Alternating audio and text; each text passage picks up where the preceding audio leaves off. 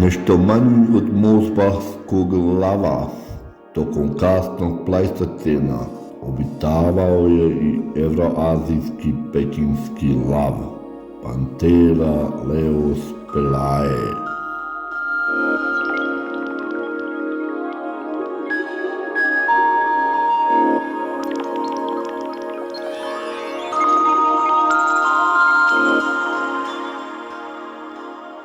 Pekinski lav bio je 1,20 m u grebenu, dug 2,10 m i težio je oko 160 do 350 kg.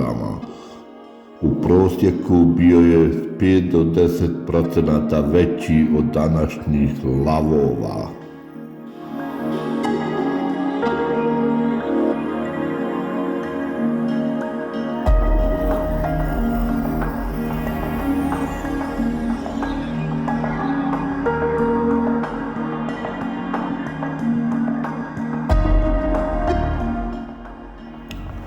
Bio je rasprostranjen po sjevernoj Evroaziji, a čak i tokom glacijalnih perioda prodro je duboko na sjever.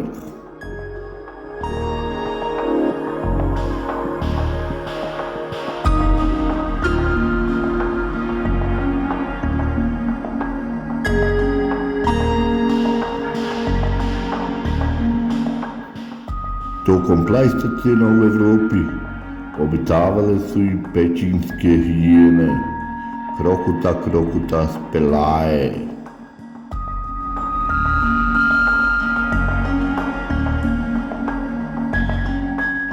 Podvrsta današnje pjegave hijene, Crocuta.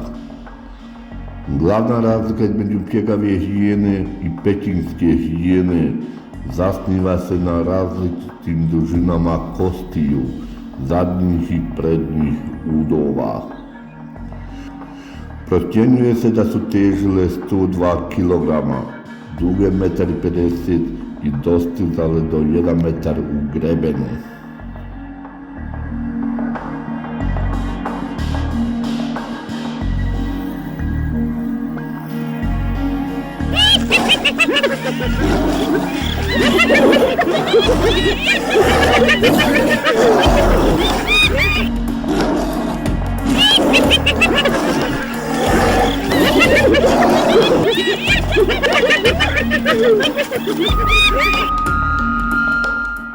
Pekinski lav bio je poput današnjih lavova, društvena mačka koja je živjela u koporima.